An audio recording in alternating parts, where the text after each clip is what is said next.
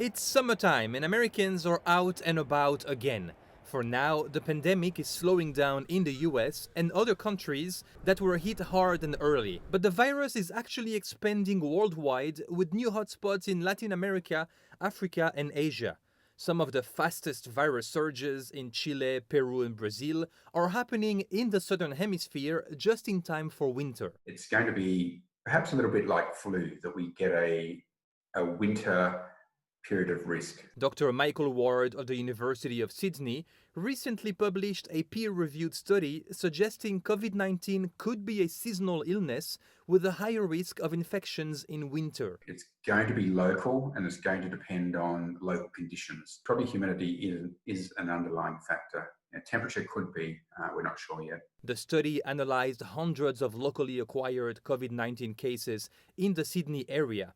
It found a 1% drop in humidity increased the number of infections by 6%. Ward says lower humidity enables the virus to stay airborne for longer. When someone sneezes, for example, there's a release of a lot of aerosols, and these stay suspended in the air.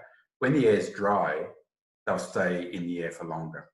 When the air is wet, these particles tend to be bigger and they drop much more quickly. The growing body of evidence on the link between the climate and the virus, and the fact that people spend more time indoors in winter, could be bad news for some Southern Hemisphere countries. In Australia, we don't have many cases now. So if we keep a really tight lid on the cases, we probably shouldn't see a second outbreak.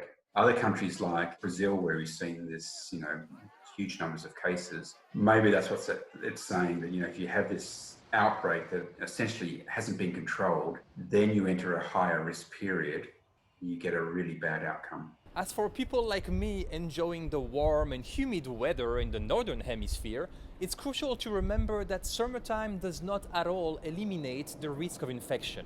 We would say sort of summer is a lower risk, and it's probably a time for making sure your surveillance is still up to scratch and you're getting prepared for winter. Ben Chamiso, Newsy, Chicago.